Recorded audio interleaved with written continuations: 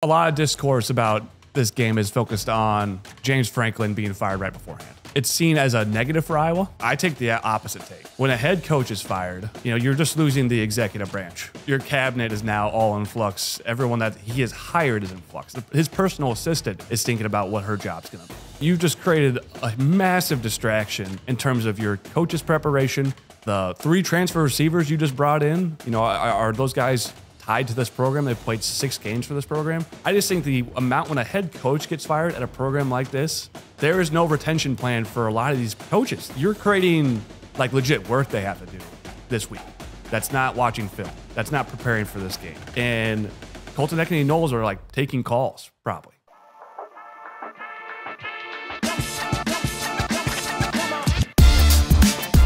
Welcome back to the ANF Podcast. Today we're going to do a breakdown of Iowa versus Wisconsin and then move into an Iowa versus Penn State preview. How we do that is a personnel and scheme breakdown, and we talk about how those two interact with each other. We use evidence of film to do that. But without further ado, we'll get into the Iowa versus Wisconsin breakdown. I think the quickest way to enunciate what occurred in this game is 2 plays. So in the preview, we highlighted how Wisconsin plays off coverage passive alignment to the edge. And where we identified a weakness within that is their corner physicality. So in this play, you have a tight right scenario where you have 2 wide receivers and 1 tight end to the right. Gill has a block down on Cheeks, which we've enunciated this a number of times with Gill.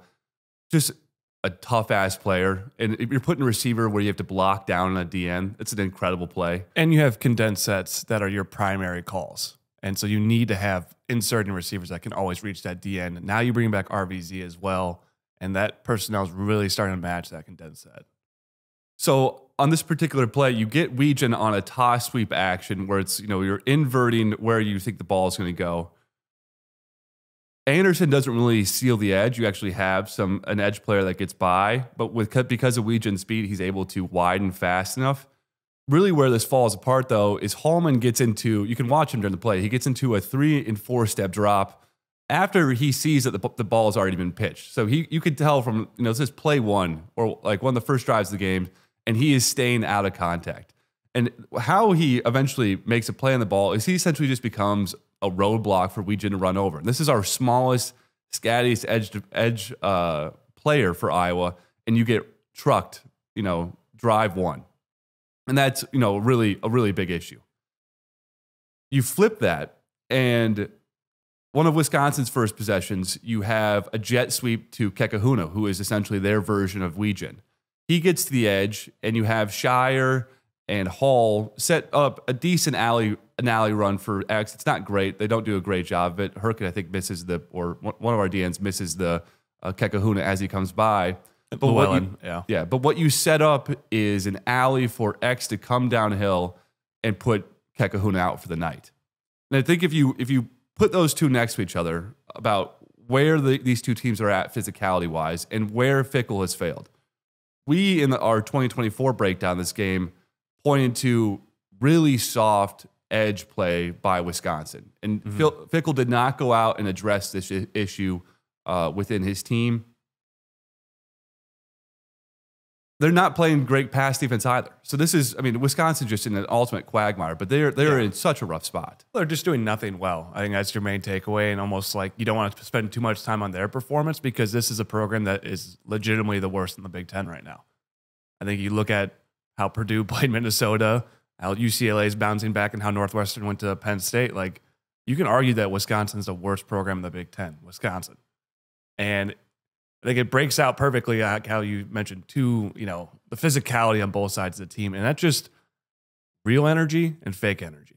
They're starting a fight in the pregame of us running out of the tunnel and getting 15 yards. And you're talking about the push-ups in the offseason and all this like fake toughness. And like the one quality you'll never question about a Kirk team is real toughness. And there is no, we have to have this persona. We have to have this edge. You always saw in the Scott Frost era where they kind of start fights in the pregame and try to have this like mentality to them and Rule not shaking hands of like creating this fake energy, this fake toughness. Iowa understands between the white lines, that's when real toughness is shown.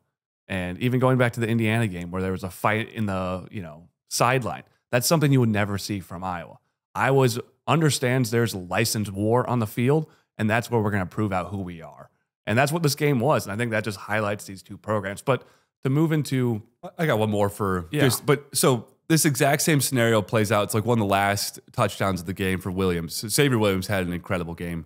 But they set up this exact same scenario that we just talked about where you're isolating their edge corners on run plays. You had a block down, a wall down by Burt, and a pull by Dunker on this play. Actually, prior to it, you had Anderson cross the formation, then orbit back to a heavy 3 wide receiver set. It's very interesting because you could see the top right defenders for Wisconsin, their high safety and their high corner, all their eyes and feet are following that motion to the opposite side of the field, and they actually get really surprised by this 3rd and 9 run. What it sets up is then Williams in a one-on-one with their corner, and you're anticipating that run over move. But it kind of reminds me when Sean Green in those successive plays against Purdue, where the first time he comes out and he just absolutely stonewalls this corner, and then the next time he hits the juke move on him. Yeah. The move that Williams makes is Akron Wiley in 2015 on the edge. I don't know if anyone else remembers that play against Northwestern. But to have a 5'10", 225-pound back move a gap over and cleanly beat a corner in space, this guy is entering into like murmurs of Sean Green. And that's our second and third back this year. That really spells, what kind of position this Iowa run game is moving into as the season progresses. Is you have a true 3-headed monster and you have a true backfield to build around here in the future. I think you said it well. And Xavier Williams is obviously a key piece of the running back room now. And, we don't know what Patterson's health is going to be, but this running back room paired with this O-line, paired with Gronowski, this personnel is seamlessly fitting together. And you combine that with Lester's scheme, and it played out in 2 key runs in this game to start the game. Even when Wisconsin's still playing for everything, it's a tie game in the situation. The Neal 21-yard run, which obviously he shows in flashes in the second and third level in those plays. It's clear we're going to use Weegen as a gadget play, but also as a distraction. And you talk about that orbit play to Anderson, where you're shooting Weegen out in a motion first, and then he motions back out to a trip set, and that's pulling the defense horizontally. That's the first aspect. So the deep safety on that side, you kind of see the slot corner on that side, both kind of hold for a second, as well as the backside linebacker shoots to Gronowski. So if you're talking about like tiers of like responsibility, they're a tiered responsibility to the perimeter, their responsibility to guard Gronowski, which Wisconsin did all night. They essentially never let Gronowski come off a fake without a guy shooting at him. They're like, his legs are not going to be a factor in this game, which is huge. If someone's committing to your quarterback every time, they're burning a number. And then you have a double pull with, it had been Jones and Pieper to the right side. And hopefully we can show the part of the clip where you see the hole from the end zone. It's massive. And that just highlights exactly how this scheme is operating right now. Lester's doing a great job of creating, false eyes, false insecurity to the edge. Gronowski's legs are always going to be an aspect of it, something we broke out in the Rutgers game. They have to account for him, even when he's banged up. And this offensive line with this running back crew as its own talent, where you're going to see them in these last 6 games really have an opportunity to prove out, Iowa is a middle tier program. They're not going to compete for national titles, but we can carve out the 2010 to 2019 Wisconsin offering. Yeah. You can be the premier development in the run game. You can be the premier development of running backs and offensive linemen. You can have athletic QBs that fit into this pro-style system. You can be the pro-style team that runs for 200 yards at will. And to do it against Wisconsin, to essentially showcase the modern version of pro-style, especially just in that play, and it goes for 21 yards, it was showcased the rest of the game as well. And Moulton really started to take a step where you see that, that 1 foot cut get vertical. And once again, the touchdown run on that first, after the Hawthorne interception, it's a trips right formation. Gill comes in motion, and it's hitting like a zone read to the left. So we leave the play side, the backside D end. He holds, it's Cheeks. He's holding to Gronowski. Gill comes in motion, but then motions right back in a reverb and kicks out Cheeks. So Cheeks sees, I'm left. I clearly have a read option to going against me. I have to stop my feet and play. I'm assigning myself to Gronowski. And then Gill is in the position to now kick him out. The flow of the outside zone eats up all the linebackers and everyone play side because they're going, this is like hitting hard outside. And the only player that can stop Moulton on this like designed gut pack route is the guy who is guarding Gill. So he's in a goal line situation and a man-to-man responsibility where he's following this receiver. He goes from following the receiver to now in the run play right in the hole. And it just takes a while for his brain to calibrate, and Moulton beats him easily. Like you're using two evidence-based plays to show like where this run game is heading, and rarely does Iowa have personnel on offense that really can produce against anybody. And obviously we have the Indiana data point where we still looked like a more complete team throughout the middle of that game. And Indiana might be a top 3 team in this country. And the last time we kind of felt like we've had this 2 opportunities like this, maybe 3 since 2015. 2015, 2018, and 2020. And obviously 2021, you were still making the plays. You had obvious issues on offense, but you had enough skill talent. You could kind of talk yourself into eventually, becoming a higher tier offense. Had Goodson, the Laporta. peak of his powers. Laporta, the peak of his powers, like Charlie Jones, Tracy. So like you did have, but Petrus was such an indictment on that style of play, though. It wasn't flowing though. Like it didn't have that. You were still kind of beholden to that Brian Ferentz offense. This offense was flowing, and they're flowing and making. You almost can't make wrong decisions who you're getting the ball to. And Lester's got a bevy of options with Gronowski's legs in these situations. And this offensive line's trending up. I think running backs room trending up. And now you have 6 games where you can prove it out. And we have an opportunity to prove out we are the premier pro-style team in the country. Well, and then you mix in where Gill's at from a blocking perspective and where Large is at too. So when it just comes to the 11 guys you put on the field, that run game is just so dominant. You could feel the pressure of it too. When Wisconsin would align passively and just play a reaction game, we could influence you out of gaps. We could, if you're going to try and hold up on the interior, we could block you out of gaps.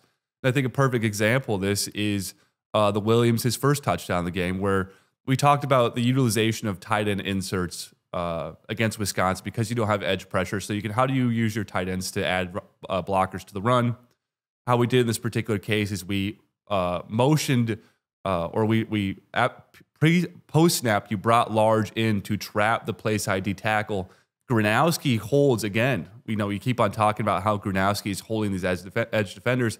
Gronowski holds the edge D end in the read option look, and then you're able to cascade your left side of the line to everyone at the second level. Mm-hmm. So now, like that setup is again a perfect example. You're using the tight end to block a D tackle. You're using Gronowski to hold defenders, and Williams just scats in from 20 out. Mm-hmm. And that is the idea of where we're going. Like this is a beautifully married together scheme right now, and it's got a hell of a lot of talent to match. And most schemes are trying to operate this way. Yeah, they're trying to create numbers advantage, but we have the personnel. That's where it really lives. The personnel, the front 5 personnel, with the running backs, with the running QB, is like a lot of coordinators could have success here. It fits even better to having Lester's team in this situation as well. So another example of this is late in the game, we had short yardage looks where we came out in 12 personnel against, when we come out in 12 personnel, we were able to get their 4-3 defender on the field. This is something that Penn State used to do to us a lot, is get us into 4-3 looks and then play their tight ends out wide and motion them in and be able to create tough looks for our edge slow defenders. In this case, I think it's a 3rd and 1 the first time we break it out, but you have Large right of the formation motioning across. And what he's setting up for is a read option look where it looks like Gronowski's going to have a power look off the backside here. It's hilarious to see how this fits too. So at the snap, you have the high opposite safety. Look like he's going to fill to see. Look like he's seeing power. You have the D end really in such a difficult position because you have a 6'4", 260-pound tight end motioning to you, rearing up like he's about to kick you out. Mm-hmm. And this is short yardage, so you know that I can't be slow to this block. If I do not collapse this angle here, C-gap's going to be available for Gronowski to come into. So when he comes at you with pace like that, you have to move forward to him, and then he just goes by you. So your only way of stopping this was to understand that he's going to likely pump fake you, and then you have to move in the opposite direction you want to go. Mm-hmm. The first time we do it, we just hit the simple flat route to Large. The second time you do it with DJV, and you set up that exact scenario. They have the high safety that fills the C gap, thinks he's seeing backside power. DJV slips it, but Gronowski doesn't make the throw. He just beats the safety with his legs, and he's a little bit banged up, but he's still obviously moving well enough. It was a good sign. Even when you didn't take the number, you got the number, you didn't take it, Gronowski just beats your safety. And that is the pressure that this front 9 guys you can put on these defenders. Is Gronowski is always a threat to the edge. He's faster than your DNs. He's faster than your linebackers. He's faster than some of your safeties, and then he's big enough to run over your corners. So that edge D-gap pressure he's constantly putting on you, that is adding a body. And even if you could count for that body, he's still got an opportunity to beat you. And that is what you just talked about, that marrying, cyclical, holistic look at this run game is at such a high level right now. It is holistic, and that is like the beauty of it. We've seen a lot of non-holistic offenses, and now we have something that all kind of fits together in a way where really, like, we can end it with this. You have 6 games left, massive programs, massive opportunities. And I really think, like, in my heart, I think you have to roll to us. I think you got to put 8 in the box. I think even Oregon does. I don't think Oregon can throw light boxes against us and feel truly comfortable. That still probably means 100 yards for us at home. We're talking about Oregon's defense. Like, that is national title contender and winning defense. And I feel like, if they don't roll, we will probably have a few opportunities like we did against Indiana to break off 20-yard runs. And rarely does that line up with a season that's still alive, a season that has big opponents. Like, this 6-game run is something really special for Iowa fans. Like, take account that, personnel doesn't line up all the time. Some guys we're too young in some spots. We're too old. We're banged up in some spots. RBZ's back. This running game is at its fullest extent with a running quarterback and Gronowski is a senior leader. Like, this is going to be a really fun 6 games. So let's move into defense quickly before we move into the Penn State preview. Let's just crank through it so we can get going. Yeah. Montgomery at middle linebacker. Really strong debut. I think what I was worried about him was his physicality. First play will break out as the inside lead we broke out in the preview. These linebackers are going to see a fullback for the first time this year. Montgomery gets a fullback lead to his face. He blows the guy up and then makes a play on the running back. That's an A+ against RB lead. That's from a guy who's 5'9", 235. You're really worried about his point of attack physicality. No questions about it there. Almost might be the strength of his ability. The second aspect is when we're in I think a 3rd and 1, 22 personnel out of Wisconsin. They come out and they try and run a play action set where they leak the tight end out of the back end of it. You have Montgomery on a blitz to stymie the run. He identifies it while moving forward. It's not what I think what we saw from the past linebackers is they would see something and their feet wouldn't follow. Their eyes were not following their feet. He immediately identifies play action and then just takes a perfect angle to the quarterback with speed and speeds up the operation. And Simmons has to get the ball out faster than he wants. That is what you want to see out of your linebackers is you are sorting things out as you move, and there's a line to your action. I think that's the line that I saw from him. I was like, man, it makes sense why this guy took over middle linebacker at Iowa as a redshirt sophomore. Like ascending, there's a lot of guys that he could have been beat out by, especially at 5'9". But I think his football aptitude is super high, and I think he's going to hold down this position for a couple of years, in my opinion, just from that first start. Yeah. The other guy on this is Shire. Is really starting to see it. They tried to run a reverse on us late. Shire's the first one there. They had multiple times where Shire's isolated and read options or running back sets. He makes a play. That's a great spot for him. And then final piece, I'll kick it back to you. Sorry for going so long here. But in our 4-3 set, when we pull Rexroth on the field, we were traditionally pulling Lutmer off, who's arguably our best player on our team this year from high watermark perspective. You're now shifting Lutmer to take over for Deshaun Lee at corner, which is what we used to do with DeJean when DeJean was at slot corner, and then you take him and play him out wide. What this really allows you to do is now you have that edge defender that we always talk about. And perfect example is this: they run at a short yardage set. They try and run power to our short side, and it's the loneliest field in the world when you're in that corner, an isolated corner in the short side of the field. It's coming at you, but they just don't bring a blocker for him because it's a corner, and Lutmer just punishes him by coming off the edge and making a play in short yardage. DeJean had a very similar play like that in 2023 at Wisconsin when we went on the road to win that game. Yeah. And that's just putting Lutmer on the field. I think you're really starting to find some pieces here. You know, Montgomery's coming along. Lutmer playing more in 4-3. You're going to feel more comfortable. You're going to probably play a ton of 12 personnel, 2 tight end sets in the next 6 games. So it's very important that he continues to develop. And that position flexibility is just a really strong indictment of where Lutmer's going to be, you know, in 2 or 3 years from a, you know, pro potential.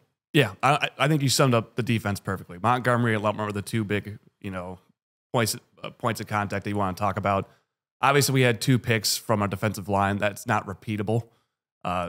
Breaking out the Graves pick is actually a stunt on that side in Llewellyn on a 2nd and medium, which is, you rarely see Iowa stunt. But I think it plays into Simmons' legs. You know, they're in a 5-wide situation. They're going like, if we stunt him here, it's not like he's going to bust up the middle of the field and hurt us. And I've just never seen it. Like, even watching it with my wife, she was like, that was the most idiotic play I've ever seen. Like, he just threw it right to him. Like, and it just highlighted Wisconsin all night. Those 3 plays. I mean, the first pick's not bad. That one's horrendous. And then the throwback fumble was just, I assume that was when people were like, Fickle has to be gone. That was one of the most incompetent plays of this year. You know, a late throwback is just not, they were not playing good football. So I think it's time to move into Penn State. Lastly, I'll break into is this is just a technical breakdown, so I want to add something to this. So we're in a 4-3 set late in the game. We talked about under center football. Really, how this gets undone with your run sets is when you have late edge pressure that you don't account for. It can lead to some really horrific plays. Iowa sets up in their 4-3 with Rexroth actually on their slot receiver. They have a 2 wide receiver set to the left. And Rexroth, this is really, I wonder how they set this up. Like, okay, if we get this formation, this is what you do, but how do you call that in? So it'd be something that maybe we could have Hawkeye Game Film opine on. So how do you call in plays like this?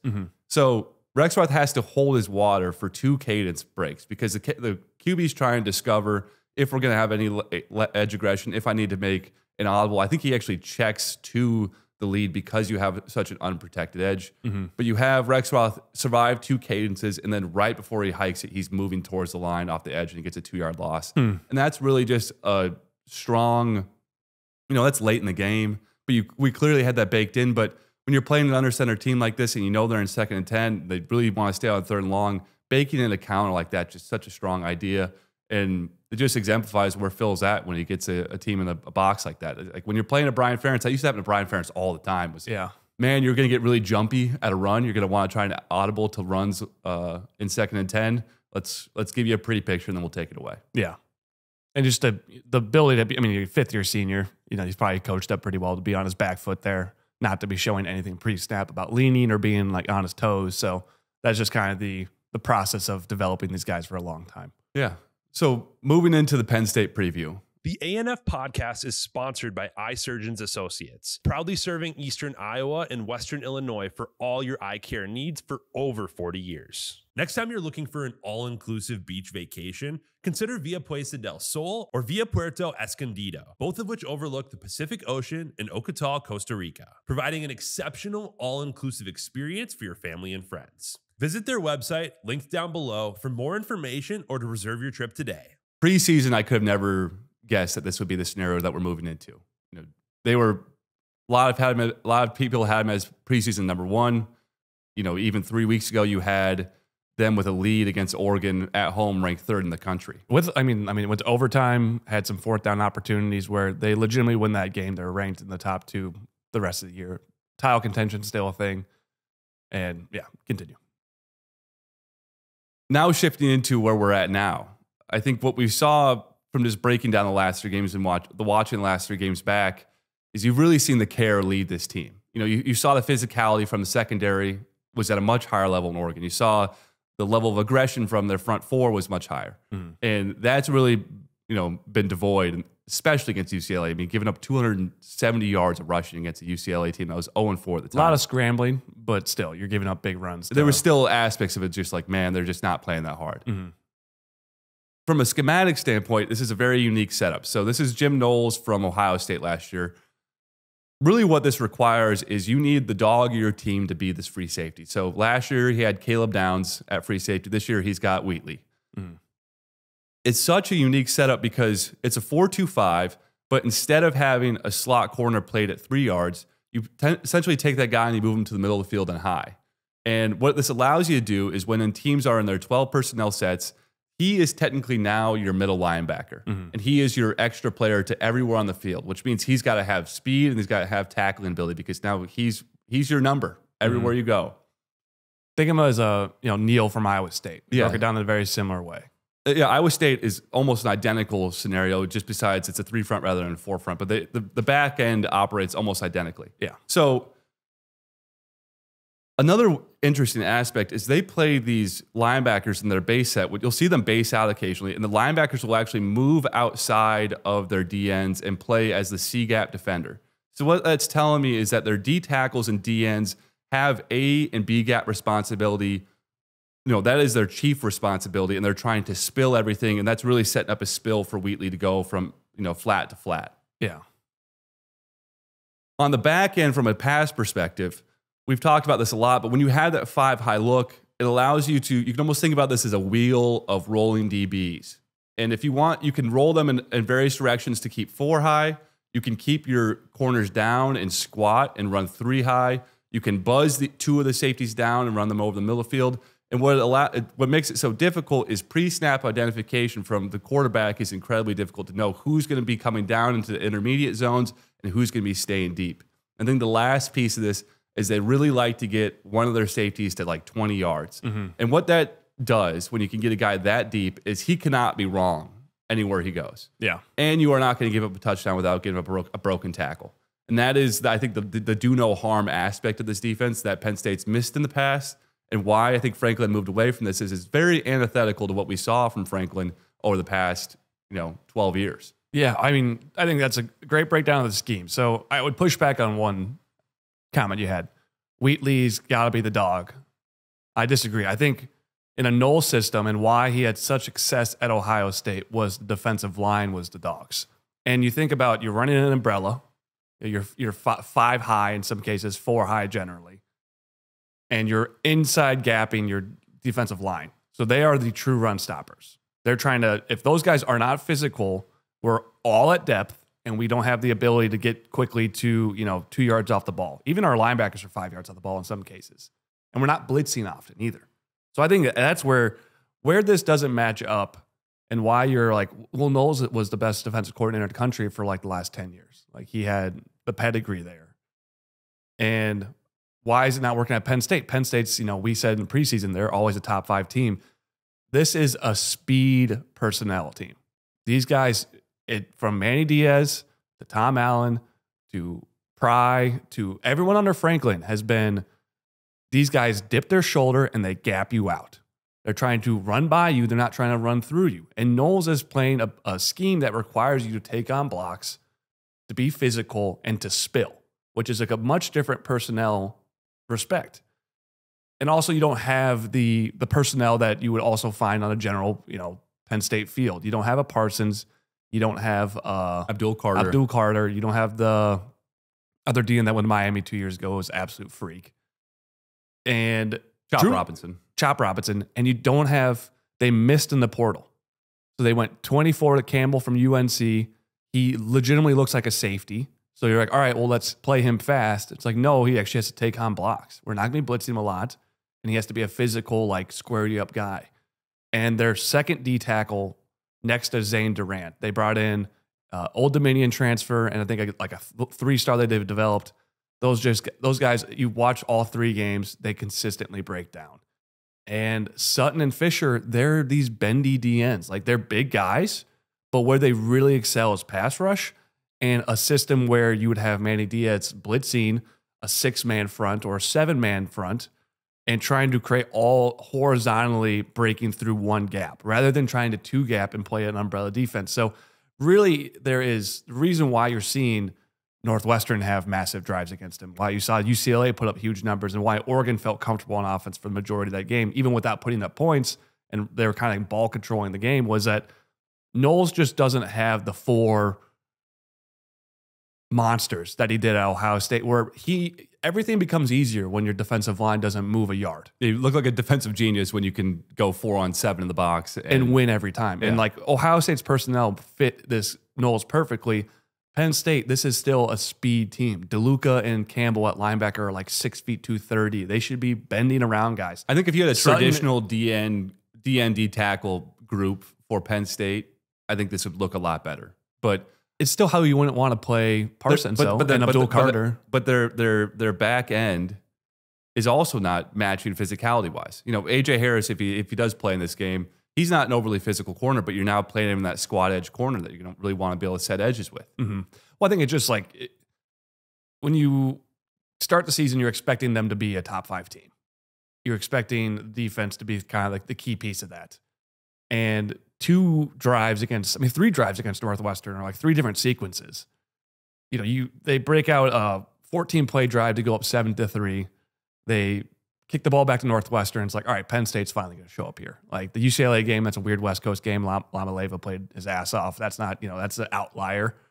And Northwestern runs the ball down to the 20-yard line pretty much an entire drive, clipping off 6-yard runs and winning at guard center guard. That is the key. Like truly they're winning in the interior offensive line and gashing them for 6 yards easily against this kind of shell look.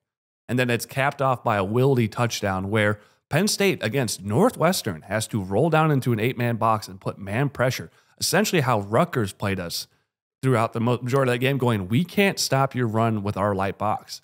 And Wildy just gets a press man look, runs a kind of a quick inside slant, and then breaks out for kind of a corner route. On AJ Harris. Is it AJ Harris? Yeah. And beats him for a touchdown. That's an FCS transfer. He's putting and he had a good game. Like Wildy would have been a really nice addition. But I mean, that's Northwestern coming in and putting your personnel, requiring an 8-man box, and then beating you one-on-one. And then you think of like, I think it was 13-14, Northwestern gets pinned at the 1-yard line in Happy Valley. It's like, all right, well, this is going to be, absolute dominant front. You're going to see guys almost reaching the end zone to stop these guys for a half-yard gain. They run back-to-back times and get off their 1-yard line. 4-yard rush, 6-7-yard rush, kind of easily get out of there.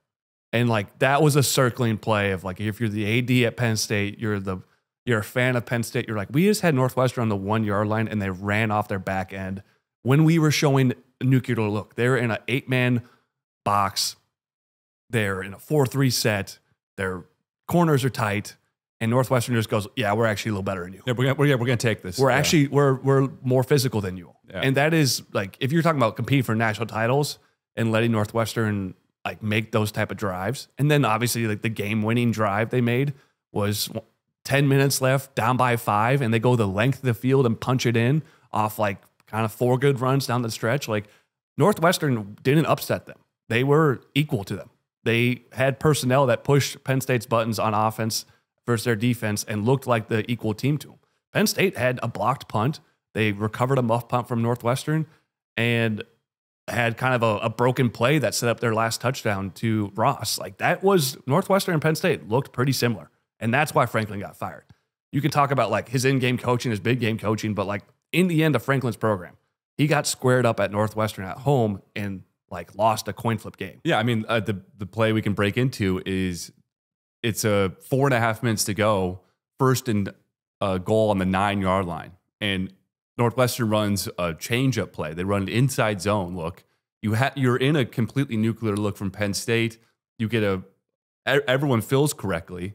Your King Mack doesn't identify which gap the ball's in, and then your Gilliam, your 54, your D tackle, gets double teamed on the left and then has this really awkward rep. And Northwestern runs in from 9 out with Franklin's life on the line. Mm-hmm. There's some plays within that. I can't imagine what Franklin's heart were doing when that happens. Like, and I originally chalked up the Franklin firing as an overreaction, but you go back and watch UCLA and Northwestern in succession, and the lack of physicality they're playing with, the lack of care. Like he had clearly lost the locker room post-Oregon, which is just, you can't. See, I still think there's care there.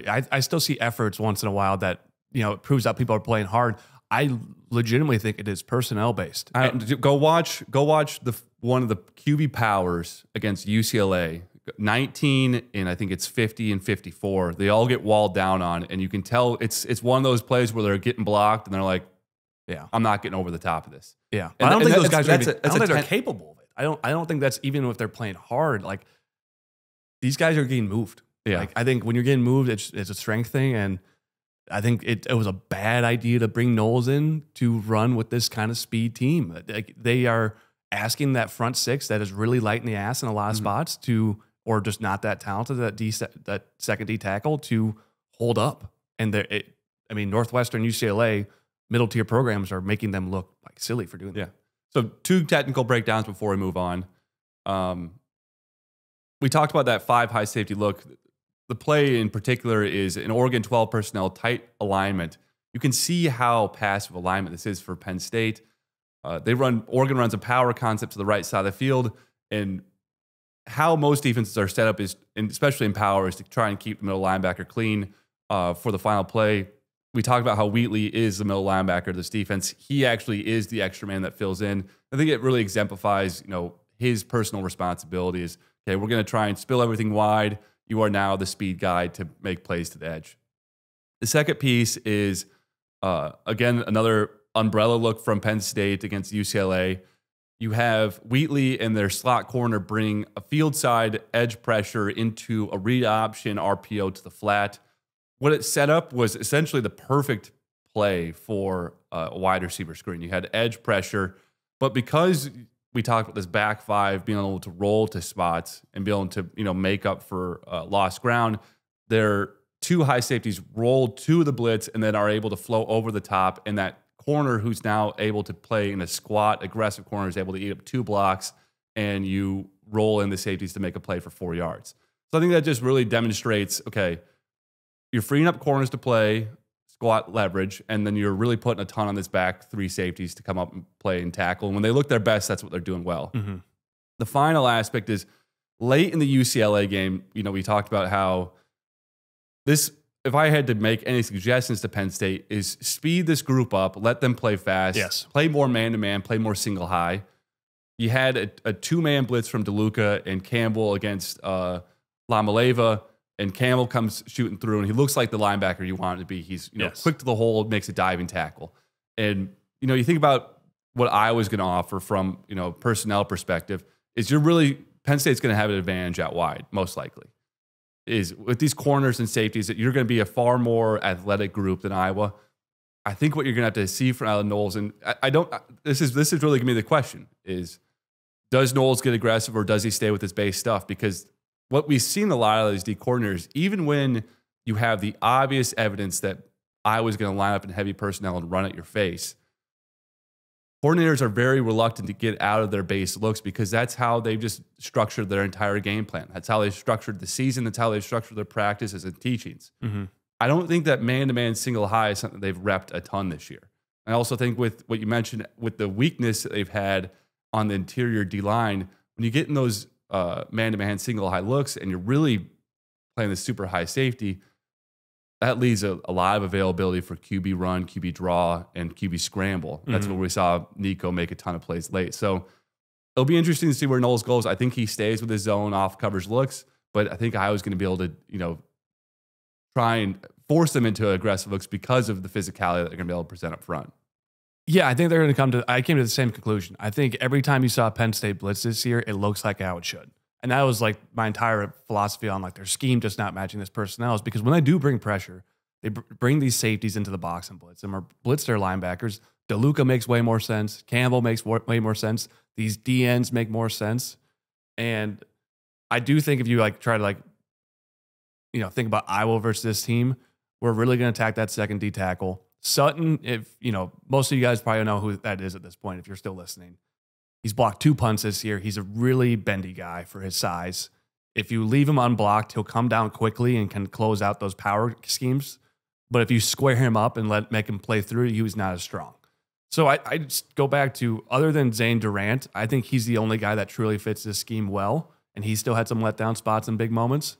But if I'm Knowles, I'm trying to light us up. Fast action as quick as possible. Fast action, the action in the backfield, and rely on their corners to play a different scheme, but play with, into the strengths of this speed personnel. But that fits into what we have with Mark Gronowski, is now you have the ultimate numbers advantage. In the run game, you can't be outnumbered with a running QB. Yep. So if you're going to play, speed them up football, man-to-man, 5-6 man pressures, you're really just waiting for that one crease. And if you can get a crease with Moulton, if you get a crease with Neal, or McNeil, you're going to have an opportunity for some explosive plays. And that's really where this game is going to break out. Yeah. But let's move into the offense so we can keep this progressing. This offense is very similar to their defense. They look a little bit incongruent, and we can walk through why they've looked incongruent. So Colton Ecke wants to build off of this vertical pressure look. He considers all 5 of his guys, wants to get them into scenarios where they can overload you vertically in your 3 and 4 high defender looks. And that they do a really good job of that with their tight ends. They do a good job of utilizing singleton and wheel routes as well. First example, this would be against UCLA. You have a cover 3 look to the short side of the field. You overload it with 4 eligible pass receivers to the short side. You get 2 deep routes from your outside receivers and a wheel route to your tight end. You bait Singleton to pull that play side linebacker down, and then you get 16 on a wheel route, and he houses from deep. That really exemplifies where they're trying to go. Is when you run out of 11 and you run a lot of shotgun widened up sets, you're really trying to play the 4 vertical, 5 vertical pressure game, and Colton Ecke does that more than anyone. Another example of this is against Northwestern. They line up in a 3 wide receiver set to the right. You have Devontae Ross, which is an incredible speed guy that we played against Troy last year. Had 3 touchdowns in Kinnick Stadium last year. They run him on this skinny post. I believe it's on a 3rd and 8, and you've widened the safeties through your alignment, and you just fit a skinny post in, and that's really how you're going to see Penn State attack. They're going to have 3 and 4 receivers trying to create these vertical pressures, trying to keep you in 4 high looks and keep your slot defenders with pressure behind them. And that's going to really open up your underneath routes, and you can have really more successful checkdowns by creating vertical pressure and then horizontal routes off of that. Yeah. I think time to break into their scheme. Their personnel. The expectations in the preseason were, they're returning maybe all 5 linemen on the offensive line, at least 4. But they were supposed to be the best offensive line in the country with Katron Allen and Singleton returning. So if you looked at the reason why they were national title expectation, it was for that reason. For some odd reason, Singleton's having the worst season of his career. It's got to be some sort of injury bug, some sort of mental block or something like that. He's just running for less than 4 yards a carry from one of the most talented running backs in the country. But the Katron Allen and the 5 offensive linemen still shine in a lot of spots. As much as you want to circle this game as an easy game because of their losses to UCLA and Northwestern, they will flash at aspects, and we can kind of throw up the 2 Katron Allen touchdown runs where extreme movement, a lot of flow to the entire offensive line, and a massive hole. And then Katron Allen, I can talk through the first one because I think you want to break down just what the technical aspects of why it's so high level. Yeah. You do a tight end insert with their 3rd string tight end at 87. Their 2-man combo on that interior D tackle with their center and guard. You move him vertical, the center comes off and plays a perfect combo block to the right linebacker. You then get an absolute mauling block from your left guard. He gets a pancake. Yeah. And then you have a blow-up block from your 3rd string tight end at 87, and then Katron runs through. That's their last touchdown, right? Yeah. But that is really, from an interior line perspective, that is a perfect rep. Yeah. And that's something that's very repeatable, and that's something they're going to lean on with a backup QB. And Allen being the star he is, this, if you haven't watched a lot of them, it's kind of like a Kareem Hunt type of build, kind of that squatty side-to-side run that is really hard to break, in a zone scheme where he can put his foot in the ground and get vertical and then have, glancing tackles. He's a really hard guy to defend. Breaking into the receivers and where this offense kind of was disjointed and why they have not had a lot of success is it's 3 transfer receivers with Aller, obviously who's been in the system for 2 years with Colton Ecke and at Penn State since 2023. But the receivers are Pena from Syracuse, Hudson from USC, and Ross from Troy. Pena was almost 1,000-yard receiver at Syracuse. He seems like a player that can make plays in a Power 5 game. He's a solid guy, not something that you're going to be we can't stop this guy. Hudson seems to be a physical build that isn't that 6'1", 212. That isn't that big. He's a big guy, but he's not very tall. But he's not very tall. So Yeah. it's you're talking about a guy you want to kind of post up almost, and had 1 catch against Northwestern. They're still probably one of the better personnel as a whole receiver that we've played. Definitely not Probably equal to, number 2. probably not. It's behind Rutgers, behind Indiana, but a group that with Aller didn't get the ball out a lot, which is just confusing. This is the 5-wide scheme with a senior quarterback that's hitting his back foot and wasn't throwing with confidence. And, I think Aller's kind of mental makeup of losing to UCLA and losing to Oregon in the big spot, it was kind of degenerative. And now you're bringing in Druckenmeier, this redshirt freshman, highly recruited guy, but there's an expectation that, like, my expectations for him is that they're going to protect him. And I think where we kind of saw against Northwestern even was this kind of condensed 12 personnel set with their 2 tight ends that both run 6'4", 250. Their offensive line and Katron, I think it's going to be the kind of the focus of this team. I have a hard time they're going to go on the road with this guy who's 5 days of practice, has never really had any real game reps that mattered, going into a night game in Kinnick Stadium. Your head coach just got fired and going like, yeah, this is on you. Like, they're going to take the ball out of his hands and really lean into this rushing attack, and they're going to have success. Like, the legitimate aspect of Penn State is their running attack with this offense line and Katron, and they're going to have the ability to hold the ball. And I think that's how you kind of extend this game and make it a 4-quarter game from Penn State is, you maybe make a few plays on defense and keep them in it, but Katron on this offense line will have success against pretty much anybody in the country other than, maybe a handful of teams. So I think that's where they're going to really lean into with this backup quarterback. And if you want to break out into more scheme, but yeah, well, I think that it's, again, we go back to the incongruent look that Penn State is on offense. So Colton Ecke is used to having Daniels at Kansas as his QB. The scheme, when you line up in 11 personnel and 12 personnel shotgun, it's really predicated on having a mover at quarterback, especially if you're going to drop back and pass, because 11 personnel drop back, if teams can catch you in 8 and 7-man drops, and overload you are now down a numbers advantage in the passing game. Your counter then is to have the QB extend plays, scramble, and pick up yardage that way. Aller was just never that guy. He added that to his game with touch. He got better at it. They became such a large piece of their attack because that's what you have to do when you line up out of 11 and shotgun is you have to run your QB in various aspects. He has to become a better scrambler. I think the perfect example of this is a 3rd and 10 look against Northwestern. They're on like the 47 going in, and they're up by 1. And you run. I think they're down. I think they're up by 1 at the time. Okay. But this ball should just go to Singleton on a power look. You actually had the power look if you want it with Singleton. It should be going to your running back. They run an incredibly slow-moving QB power out of 10, and Aller looks disjointed moving through. And it's like, what the hell are you guys doing? You have Singleton next to you, or you have Katron Allen next to you. Hit a quick power action. You have numbers. Quit messing around with this QB run. The other aspect, and I honestly, Colton Ecke came in with such high praise. I was expecting him to break into this game and be like overwhelmed with stuff. The critical play, this is, I really, when I watched live, I was like, what the hell did I just watch? But it's a 4th and 3 against UCLA, and it's the play they need to win, to tie the game up, or actually I think it was to take the lead at the time, late in the game.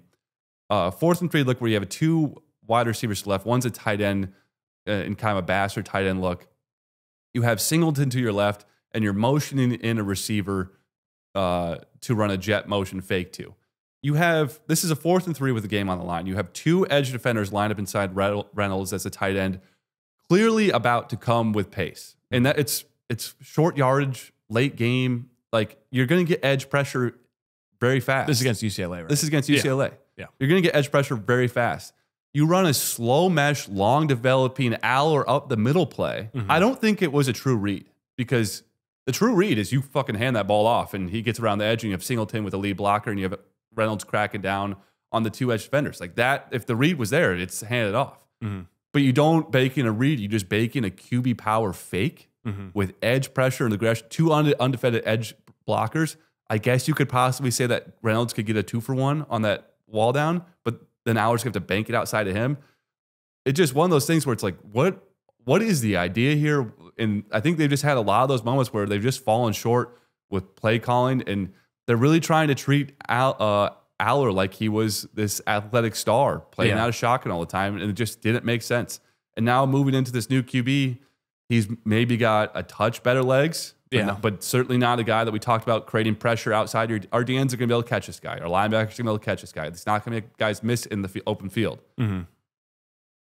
I think what you have to do is start maybe think about moving under center, moving into some kind of pistol look, trying to create more boot actions where he can get the man advantage through fakes. Because if you continue to line up in shotgun with this guy, we're just going to let him get clean to the edge and say X Have fun. Yeah. And I guess if you don't have anything immediate you want to say. I have a few things. Yeah. I mean, I'd say going into Colton Necky as a whole, like what to expect for this game. I think you broke down with Gruckenmeyer. He's going to have a little more legs than Aller. He's going to have, just a mountain to climb in terms of responsibility. And I think that's where this game lives. It's like, I think we're going to see a more simplistic game plan given this guy's experience, given the moment. But two things on Colton Necky and like the clear things Iowa needs to prepare for. Ross is going to be used in some cross-buck counteraction. Colton Necky is known for his gadget plays. You're going to see one a drive. That are going to be some really odd formation.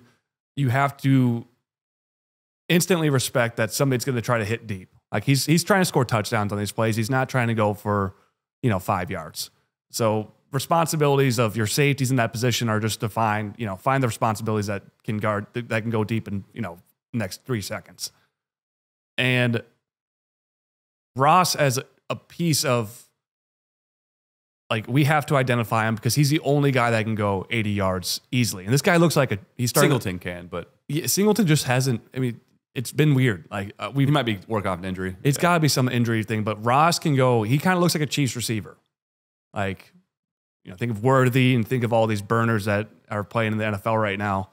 He has like true giddy up, and their scheme is going to simplify ways to get him the ball. They're going to try to get Katron the ball and get him in the ball. And obviously, he worked off an injury in camp, so he's been kind of slowly coming back. But like you're seeing him more and more. And he broke the game open against Northwestern and pretty much should have won him the game on that. It was a drag route that went for 60 yards. So I think that's where I focus at for Iowa. They're going to limit Gruckenmeyer, but they're going to be gadgety to get the ball to Ross. And they're going to be in 12 personnel trying to get the ball to Katron. I think that's going to be played over and over. And the last point I want to make is the Franklin firing occurs at, some people are making the argument Franklin Before you get into this, let me just yeah. add two things and let you get back to it. We'll get into kind of the final wrap up. So Singleton also, you need to identify him in the wheel route game. Yeah. We talked about those vertical overloads. Short side of the field, vertical overload to Shire, he's coming. I would put my life on it that you're going to isolate Shire in a wheel route with Singleton.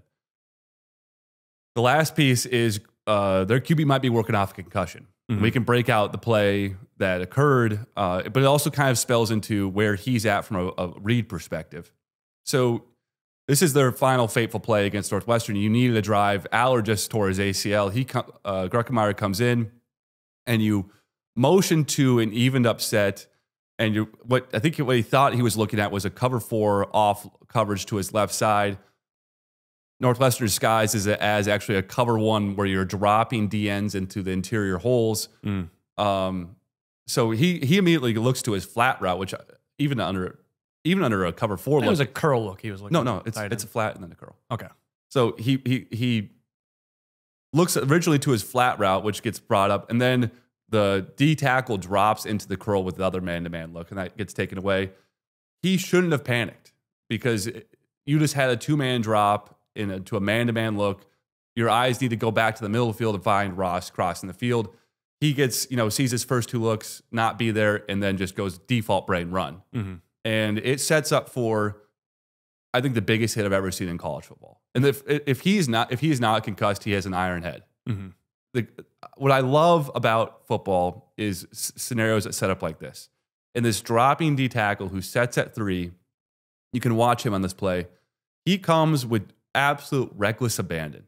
He barely drops his pad level. Mm-hmm. He barely does anything to protect himself. He just runs face first into a car crash. Mm-hmm. And he's on the ground. I think he probably fractured his collarbone afterwards. Gruckenmeyer takes a D tackle from his right, and then, as I mentioned, this other D tackle coming with full speed. And again, the largest hit I've seen in my life, and it happens underneath his chin, and he's just sitting there like, he has to be couscous. Yeah. And if he is working off concussion, or that is his only memory of college football, is the biggest hit I've ever felt in my life. Yeah. And now you're in Kinnick against a hyper-physical team. And you just saw X put a guy in the hospital. Yeah. That's his mental state going into that game. Yeah. And that's terrifying. Now breaking into like a lot of discourse about this game is focused on James Franklin being fired right beforehand. And that is, it's seen as a negative for Iowa. it's seen as there's galvanizing, like, oh, we wanted him for one more week to get him fired. I take the opposite take. I think that when a head coach is fired, you're just losing the executive branch of, a political team. Your cabinet is now all in flux. Everyone that he has hired is in flux. His personal assistant is thinking about what her job's going to be. And I think it makes, obviously in the transfer portal era as well, there's some Penn State lifers on that roster without a doubt, given that program. I bet still 70% of them are going to be lifers. No matter who the coach is, they're going to want to play for Penn State. But you've just created a massive distraction in terms of your coach's preparation, the offensive line coach's preparation, the linebackers coach preparation, the 3 transfer receivers you just brought in. Are those guys tied to this program? They've played 6 games for this program. Are they not going to start looking around already, contacting their NIL agent or their agent they're talking to their families? I just think the amount when a head coach gets fired at a program like this, there is no retention plan for a lot of these coaches. Like even Koltanecki and Knowles. These guys are careerists. Their families are like, do we have a place to, are we going to live here next year? So you're creating like legit work they have to do this week. That's not watching film. That's not preparing for this game. And Koltanecki and Knowles are like taking calls probably. Like they're spending time to kind of get their feeling of like, where will I end up after this? Because most likely I won't be retained. Even though they are kind of the higher level OC and DC in this country, someone whoever's coming into Penn State's got, a $9 million check and massive checks to write for their OC and DC. They're going to want their own story too. So there's a chance they get retained, but there's also a good chance that they're asked to move on and go. I don't think Koltanecki will get retained. I think Knowles could. Knowles could, depending on what the idea is. But whoever's coming here is like, I've been winning where I'm from, so why wouldn't I want to take everybody with me? So I think you're creating truly, like, if I'm just thinking of like, all right, Tuesday night, I should be watching film. Like maybe I'm calling my advisor. Maybe I'm calling my agent. And I'm spending time doing that, thinking outside of this game. And you think of the opposite, where I was at, where there is no distraction right now. This is a team and culture that have been through tough times in the last year and a half. Now with the opportunity to capitalize with a roster that's heading the right direction at a night game at home. In a game you probably baked in the most time to of any in preseason. You were Indiana, Penn State, 1A, 1B. Exactly. For what you're, program changing games.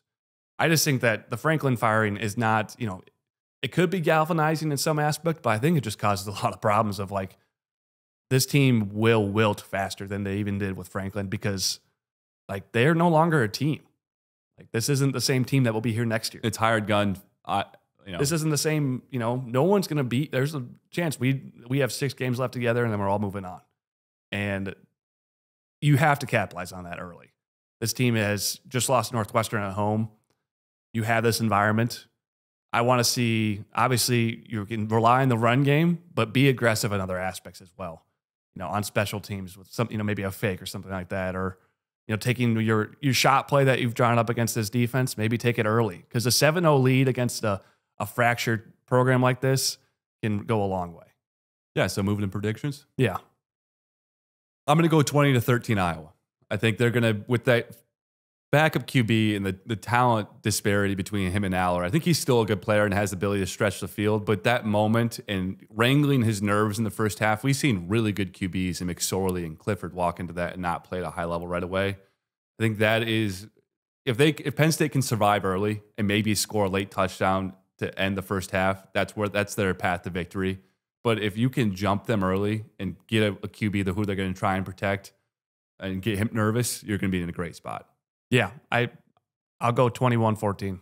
I'm going to go low scoring because I still think there is, Durant and Sutton have aspects to them. I think Knowles will get aggressive. I after that Northwestern game and watching their responses, their inability to stop the run, even when they heavied up, I feel like he's going to start leaning into blitzing. And now that, your coach is gone, why not throw out, your entire playbook? So given the fact I do think they're going to get aggressive and that actually plays into the strength of a lot of these players, I don't expect Iowa to be as productive as, that Northwestern was in even certain cases.